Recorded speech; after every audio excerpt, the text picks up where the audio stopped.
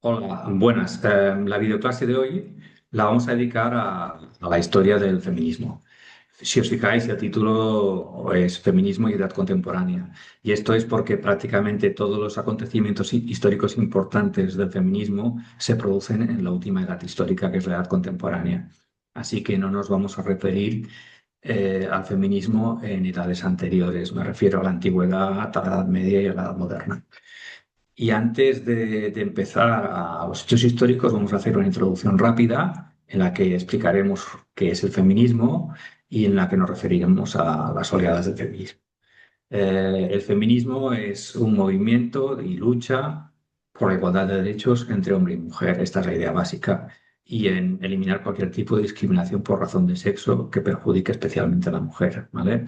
Esas son las dos ideas básicas del feminismo. Lucha por la igualdad de derechos, hombre-mujer, y evitar las discriminaciones por razones de sexo.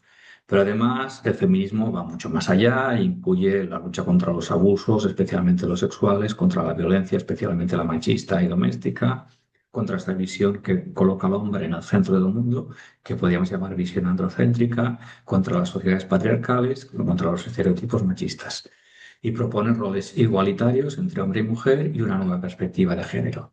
No es un movimiento homogéneo, es decir, no todos los feministas piensan lo mismo, sino que hay distintas corrientes, ¿vale? Como el feminismo liberal, radical, marxista y socialista, el ecofeminismo, el feminismo antirracial, etcétera.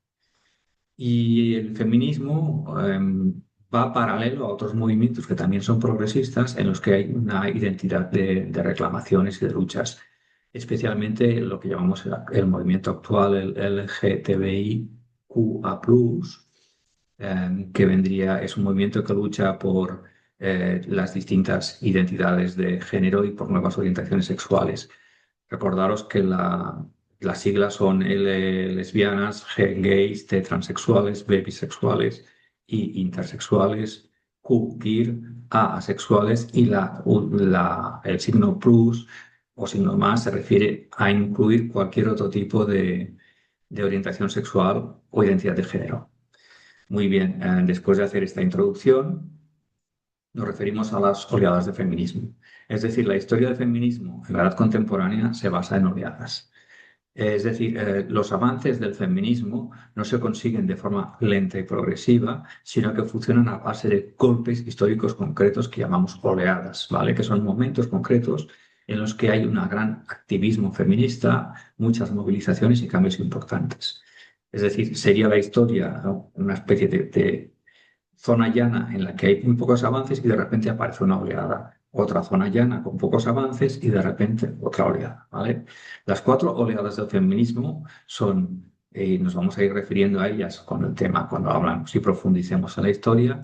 La primera se refiere a los tiempos de la Ilustración y la Revolución Francesa, que vendría a ser sobre todo el siglo XVIII y una parte del XIX. La segunda oleada estaría relacionada con el movimiento sufragista, con el sufragismo, que es la lucha por el derecho de voto femenino, que sería básicamente la segunda mitad del siglo XIX y inicio del siglo XX. La tercera oleada sería ya entrado el siglo XX, en la segunda mitad del siglo XX, a partir de los años 60. Y la cuarta oleada incluiría este siglo en el que estamos, que es el siglo XXI, y a la cual nos referiremos posteriormente. Quiero deciros que estas cuatro oleadas, que una parte de los historiadores consideran que las oleadas son estas, pero hay otros historiadores, sobre todo los anglosajones, es decir, los que hablan inglés, que consideran que también hay cuatro oleadas, pero que son distintas. Que la primera y la segunda oleada solo serían una oleada, mientras que la tercera oleada, que es el siglo XX, incluiría dos oleadas distintas, ¿vale? Que sepáis esto. Por eso aquí al final os he puesto dos vínculos, dos links. Uno en el que se refiere a las oleadas tal y como yo las explico, y otro que explica las oleadas desde la perspectiva anglosajona, que se llama. Pues muy bien, después de referirnos a las oleadas del feminismo, ya vamos directamente a entrar en materia, que es historia del feminismo o el feminismo en la edad contemporánea. Primero nos referiremos a las mujeres antes de la edad contemporánea, en el antiguo régimen, la primera oleada, que sería la Ilustración y la Revolución Francesa, sufragismo y reconocimiento del derecho de voto, que sería la segunda oleada. Nos referimos al siglo XX, dentro del siglo XX está la tercera oleada, y finalmente al siglo XXI, dentro del cual está la cuarta oleada. Y empezamos ya refiriéndonos a las mujeres en el antiguo régimen. A ver, el antiguo régimen sería la sociedad como estaba antes de la edad contemporánea y de los cambios de la Revolución Francesa. Y en la sociedad del antiguo régimen, la mujer estaba subordinada al hombre y se dedicaba básicamente a tener hijos y a dedicarse a las actividades del hogar, que son las actividades domésticas. Em, no le estaba permitido hacer cosas por sí misma, las cosas importantes como los negocios, los contratos. Para hacer estas cosas necesitaba un permiso masculino. Si estaba casada, lo daría su marido, y si no estaba casada, pues lo daría su padre. Finalmente, la mayoría de niñas, un porcentaje elevadísimo, no se le enseñaba a leer. Y por lo tanto, la mayoría de mujeres eran analfabetas. Acordaros que el hecho de leer y escribir es el primer paso hacia conseguir una plena independencia de las personas. Muy bien, pues esto era la situación de la mujer en el antiguo régimen. Y ahora vamos a un periodo histórico importante de la historia de la humanidad y que coincide con la primera oleada del feminismo, que es la Ilustración y la Revolución Francesa. En la Ilustración, acordaros que una parte de los filósofos luchan contra un antiguo régimen en el que había muchas desigualdades y defienden la igualdad de derechos entre los hombres, ¿vale? Y no incluyen en esa defensa, los filósofos de la Ilustración no incluyen a las mujeres. De hecho, filósofos de la talla de Rousseau, que es uno de los filósofos más importantes de la Ilustración, se oponían y consideraban que las mujeres eran inferiores al hombre, se oponían a la igualdad de género. Cuando viene la Revolución Francesa, que se basa en las ideas de la Revolución y quiere acabar con la sociedad del antiguo régimen y poner los nuevos derechos y libertades, aparece también la primera oleada feminista. Dentro de la primera oleada feminista tenemos que destacar la figura, cuya imagen tenéis aquí a la derecha, que es Olympe de Gouges, una francesa que escribió la Declaración de los Derechos de la Mujer y de la Ciudadana en 1791, que durante la Revolución Francesa defendió activamente la igualdad de derechos entre hombre y mujer. Y por esa defensa acabó siendo ejecutada en la guillotina en 1793. Por lo tanto, Olympe de Gouges podemos considerarla como la primera gran activista del feminismo en la historia. Pero hay otras figuras importantes. Yo sobre todo destacaría la de Mary Wollstonecraft, porque su obra, Vindicación de los Derechos de la Mujer, es considerada como la primera gran obra que se escribió dentro de la historia del feminismo, defendiendo la igualdad natural entre el hombre y la mujer y que los condicionantes de la mujer, como la falta de educación, eran los que hacían que estuviera en situación inferior al hombre. Hay otros personajes importantes del feminismo, como Charlotte Corday, aunque que fue la asesina de Marat, y incluiremos un nombre francés en este caso también, como Nicolas Fouquet. Eh, Durante la Revolución Francesa se escribieron dos constituciones, la del 91 y la del 93, y en ninguna de las dos se reconoció derechos a la mujer, solo a los hombres. Incluso durante la Revolución Francesa se persiguieron aquellos movimientos feministas, se cerraron los clubes políticos femeninos en el 93 y también se prohibió cualquier tipo de actividad política organizada por las mujeres. Acordaros que este mismo año fue el que se ejecutó a Olympe de Gouges. Por lo tanto, la conclusión de la primera oleada de la Revolución Francesa es que no se consiguió, no hubo ningún avance en los derechos de las mujeres. Por eso hay un sector de historiadores que consideran que esto no es una oleada. Yo lo considero que sí que es una oleada porque es aquí cuando se empieza a hablar por primera vez del feminismo y por primera vez se introduce el debate de la igualdad de derechos de la mujer. ¿Vale? Pues bien, dejamos esta primera oleada. Y bueno, antes de continuar la segunda, un hecho histórico que es accesorio, que no es muy importante, que es el asesinato de Marat, que lo hizo una mujer que se llamaba Charlotte Corday. A ver, Charlotte Corday era una mujer de convicciones religiosas y girondina. Era partidaria de la Revolución Francesa, pero ella creía que este señor que tenéis aquí, que se llamaba Marat, que también era partidario de la Revolución Francesa, pero era jacobino y era más radical, ella consideraba que con sus escritos estaba desuniendo a los partidarios de la Revolución. Y, una vez entró en su casa, porque fue concedida la audiencia, entró en el baño porque este señor, el Marat, estaba enfermo y necesitaba continuamente estar haciendo curas en el baño, y allí lo asesinó con un cuchillo. De hecho, Charlotte Corday no era una mujer feminista por sus ideas, era feminista por sus acciones. Y no me estoy refiriendo al asesinato, sino me estoy refiriendo a la defensa de los derechos que hizo ella. Y acordaros que el feminismo no es solo luchar por las ideas, sino es con tus acciones en el día a día luchar para conseguir cosas que se reivindican con las ideas. Pues bien, después de este pequeño inciso con el asesinato de Marat, la verdad es que tengo que reconocer que el cuadro, David es uno de los pintores que más me gusta. Es un cuadro, a pesar de que sea un asesinato en este caso, ¿eh? La muerte de Marat. Ahora sí que dejamos la primera oleada y nos centramos en la segunda, que es lo que llamamos el sufragismo. Su- eh, Cuando empezó, a raíz de las revoluciones liberales, empezar a darse el derecho de voto, el sufragio universal solo se lo daba a los hombres, es decir, se llama sufragio masculino, porque sufragio es derecho de voto, sufragio activo es derecho de voto. Podían votar todo, pero solo los hombres. Y entonces el sufragismo es el movimiento de la lucha de las mujeres, la reivindicación.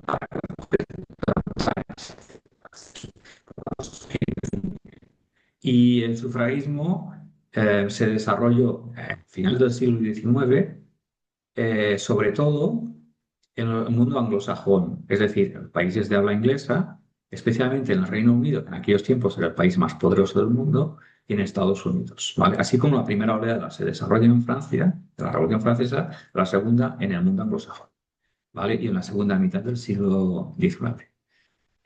Uno de los acontecimientos importantes en la historia del feminismo es la primera agrupación feminista que se hace en Estados Unidos y una de las primeras que se hizo en el mundo, que es la llamada Convención de Seneca Falls, que en Nueva York en 1848, recordaros, 1848 es un año importante porque es el año de la Revolución de la Primavera de los Pueblos y es el año en el que se publica el Manifiesto Comunista de Marx y Engels.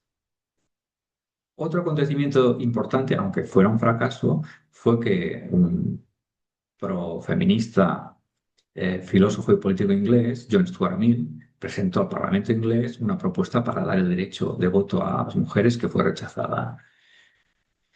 Y otro momento es la fundación de la National Society for Women's Suffrage, que es la primera organización claramente sufragista de 1867. Entonces, siguiendo con el sufragismo, hemos de decir que tenía especialmente fuerza en el Reino Unido y que las organizaciones sufragistas organizaban mítines, que eran reuniones en las que se hablaba del derecho de voto a la mujer, se hacían manifestaciones y se hacían propuestas de ley para que se concediese el derecho de voto femenino. Pero estas demandas no fueron reconocidas, ¿vale? Fueron rechazadas continuamente. Probablemente una de las figuras más importantes de la historia del feminismo y del sufragismo es Emmeline Pankhurst, que era una británica sufragista que utilizó varios medios, fue partidaria de varios medios para reivindicar el derecho de voto femenino, incluyendo la huelga de hambre. De hecho, se considera una de las primeras personas que utilizó la huelga de hambre para luchar por sus ideas, en este caso, para el derecho de voto femenino. Dentro del sufragismo, hubo una parte del movimiento más radical que era partidaria de utilizar acciones violentas para reclamar sus ideas, es decir, sabotajes, incendio de comercios, scratches, ataques de domicilios, ¿vale? Las suffragettes era esta rama radical del sufragismo y este nombre se lo pusieron los medios de comunicación. Era un nombre así más bien despectivo. Se considera que las sufragettes estaban dentro de una organización que era la Unión Social y Política de las Mujeres, liderada por Pankhurst. Por tanto, Emmeline Pankhurst, una de las figuras más importantes del feminismo, se puede considerar que fue una sufragette. Bien, las mujeres en la Primera Guerra Mundial. Acordaros que la Primera Guerra Mundial va de 1914 a 1918 y es un momento muy importante históricamente para los avances del feminismo, porque sucedió una cosa. Sucedió que la Primera Guerra Mundial fue una guerra muy exigente y fue necesario muchísimos soldados en el frente, enviar muchos hombres al frente. Y eso dejó prácticamente los lugares de trabajo vacíos. Y es entonces cuando las mujeres que tradicionalmente estaban obligadas a estar en sus casas, tuvieron que ir a trabajar en lugares de trabajo tradicionalmente reservados a los hombres, especialmente las fábricas, pero también en los talleres y en los campos. Esto a las mujeres les dio, demostraron que podían trabajar en los mismos lugares en los que tradicionalmente trabajaban los hombres. Y eso les dio fuerza reivindicativa para la lucha feminista. Incluso aquí tenéis un cartel muy conocido de aquellos tiempos que dice We can do it, nosotras podemos hacerlo, ¿vale? En el que es un cartel curiosamente hecho desde el Estado, es decir, desde el gobierno, en el que les dice a las mujeres que ellas son capaces de hacer lo que hacen los hombres. Y eso es una contradicción, porque es el mismo Estado que luego no reconoce los derechos a las mujeres, el que les está diciendo a ellas que sí que pueden ser iguales a los hombres. Es una contradicción. Y evidentemente esto acabaría porque el Estado tenga que acabar reconociendo el derecho de voto de las mujeres. Y aquí tenemos, vamos a referir este espacio a los diferentes momentos en los que se reconoció el derecho de voto femenino. Em, no fue un momento concreto en la historia, sino que con que el reconocimiento del derecho de voto depende de los parlamentos de los países, fue, fue algo progresivo y espaciado en el tiempo.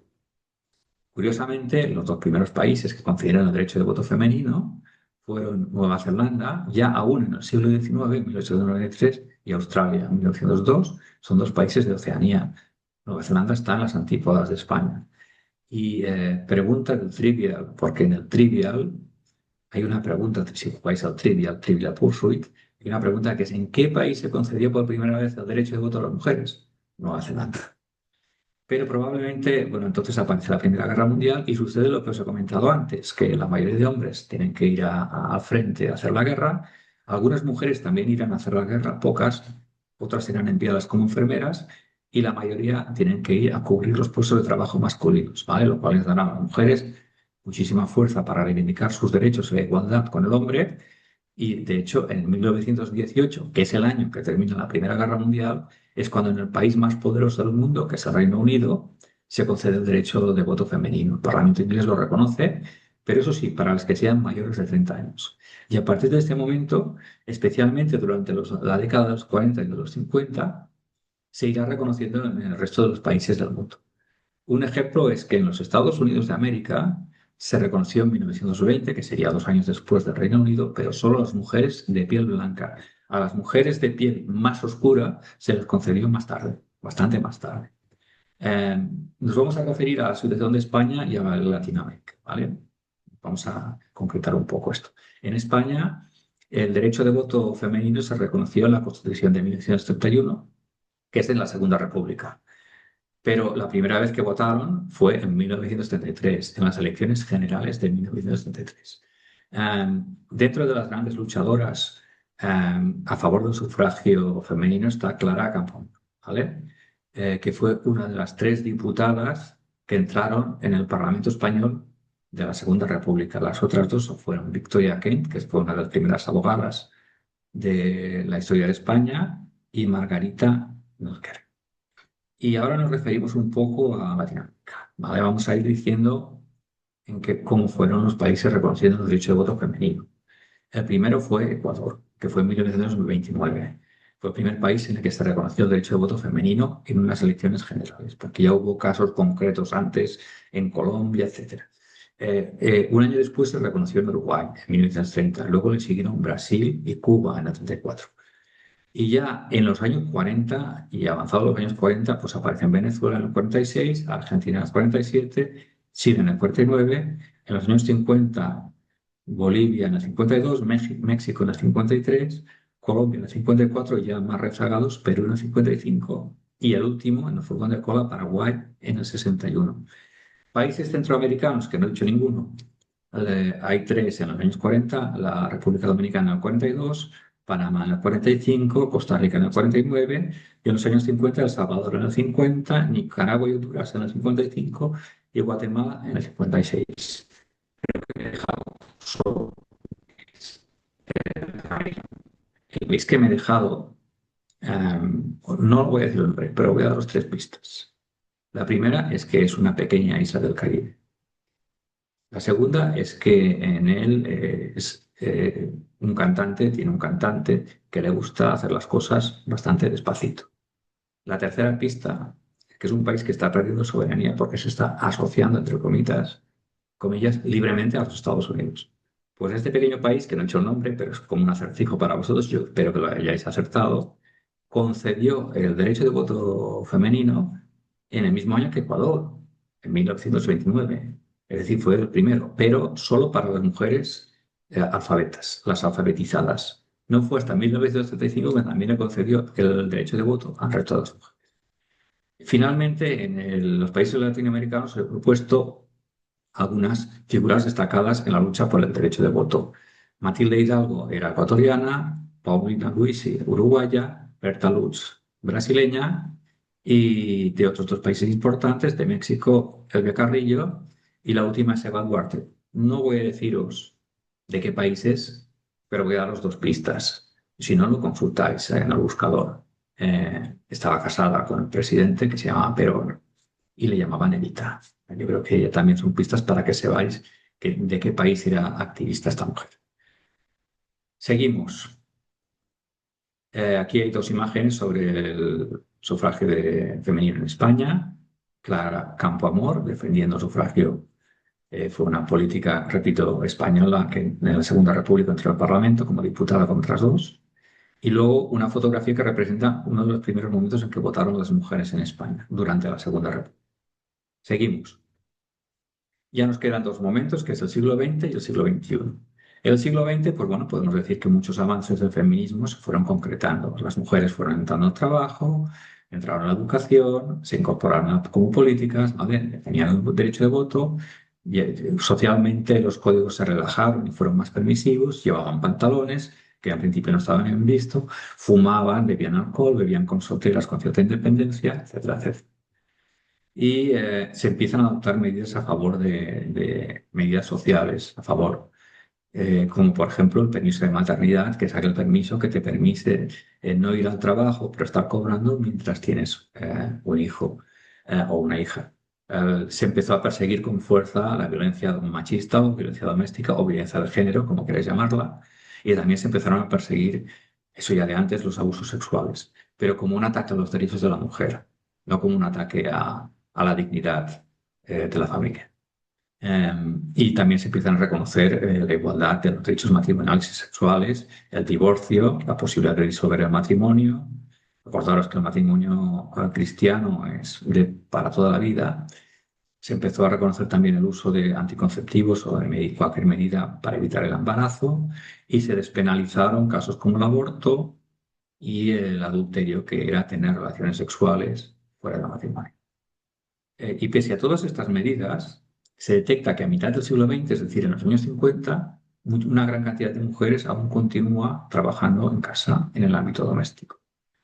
Y es entonces, al observarse que después de la Segunda Guerra Mundial, que aún hay mucho camino por hacer en el feminismo, cuando viene la tercera oleada en los años 60, ¿vale?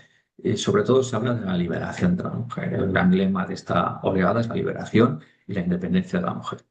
Y entonces es cuando se empieza a hablar realmente de feminismo como un movimiento en sí mismo, ¿vale? Es decir, antes se había luchado por la igualdad de la mujer, pero la palabra feminismo no se utilizaba como una ideología. Y aquí se organiza como movimiento, pero al mismo tiempo se diversifica. Ya no hay una igualdad de pensamiento entre todas las feministas o los feministas, sino que hay algunos que son más bien liberales, otros son marxistas y otros son radicales. Y dentro de las figuras importantes de esta tercera oleada hay dos muy importantes que serían Betty Friedan, Mística de la Feminidad, que es otra obra muy importante dentro del feminismo, y Simone de Beauvoir, una mujer francesa de segundo sexo, que además estuvo casada con otra persona importante que fue el filósofo, casada no, o pareja, del filósofo francés Jean-Paul Sartre. Pues bien, figuras del feminismo importante, Olive de Gouges, Emmeline Pankhurst, y aquí tenemos Betty Friedan y Simone de Beauvoir. Bien, pues esto es respecto al siglo XX. Y luego viene el siglo XXI ya para terminar. Y en el siglo XXI aparece la cuarta oleada. Porque continúan detectándose, a pesar de todos los avances, desigualdades persistentes como las llamadas brechas salariales, el salario masculino más alto que el femenino, el mismo trabajo, continúan produciendo agresiones y ataques sexuales. Había sobre todo mayoría de personal masculino en los altos cargos, ¿vale? Y seguían habiendo sociedades patriarcales y estereotipos machistas. Entonces, es en este siglo XXI cuando se habla del empoderamiento de la mujer, de darle los medios, especialmente a las desfavorecidas, para poder competir con los hombres en los aspectos importantes de la vida. Y se habla también de la discriminación positiva, por ejemplo, de incluir porcentajes del 50% generalmente en la dirección de empresas, en cargos políticos, etc. Bien, seguimos. Claro, en el siglo XXI el activismo feminista ya empieza a utilizar en gran medida las redes sociales y utiliza nuevas formas de reivindicación, además de las tradicionales como los mítines y las manifestaciones, que serían las batucadas, que son estas reuniones golpeando con instrumentos de percusión, o las performances en las que aparecen mujeres cantando o lanzando o hablando de lemas determinados, ¿vale? Y además el feminismo une sus fuerzas con otros movimientos progresistas, como ya hemos dicho antes, que serían el LGTBIQA+, que defiende las distintas orientaciones de género y orientaciones sexuales, y los movimientos antirracistas como Black Lives Matter.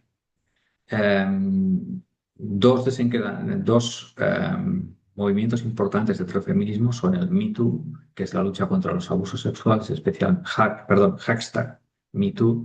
Aquí en el dibujo de la diapositiva me sobra una E, solo es una E, Me Too, que es un hashtag Me Too, que es un movimiento de Estados Unidos que lucha contra los abusos sexuales, especialmente de gente con poder, y las más famosas manifestaciones del Día Internacional de la Mujer del 8 de marzo. Y finalmente, hay que decir que todo movimiento ideológico suele conllevar un movimiento de oposición a esa ideología. En este caso, grupos de derecha, especialmente grupos de extrema derecha, que consideran el feminismo como una mera ideología. Hay que decir que dentro de la derecha hay grupos feministas también, ¿eh? Y luego lo que ahora llaman el neomachismo, ¿vale? Que vendría a ser una especie de movimiento que aparece en las redes sociales, que critica continuamente el feminismo y a veces con discursos de odio y lenguaje violento y despectivo. Bien, con esto terminaríamos un poco la clase de historia del feminismo y ya siempre tradicionalmente al final, pues películas de cine que podéis ver en relación con el feminismo. Os he puesto la de las sufragistas, que está centrada en ese periodo histórico en que las mujeres reclaman el derecho al voto, en la que aparece la figura de Emmeline Pankhurst. Otra película relacionada con una pintora mexicana conocidísima como fue Frida Kahlo, protagonizada por Salma Hayek. Una película que recibió muchísimos Oscars, que es El color púrpura, que es no solo la lucha del feminismo, sino también la lucha contra la segregación racial. Esta película es de Spielberg de los años 80 y protagonizada por Whoopi Goldberg. Estas tres películas estarían relacionadas con momentos históricos. La última que se ha puesto, pues Thelma y Louise, es una película puramente feminista de estos tiempos. El director es uno de los que más me gusta, que es Ridley Scott, y es un feminismo a la vez simpático pero trágico, ¿vale? Es una road movie, es una película de esas que van conduciendo por carretera y las dos protagonistas son Susan Sarandon, dos grandes actrices, Jenna Davis, y al final, para mí, uno de los finales, para mí, más impactantes y mejor hechos de la historia del cine. Y bueno, y ya no me queda nada más que despedirme. Espero que esta clase os haya servido y nada más, hasta la próxima.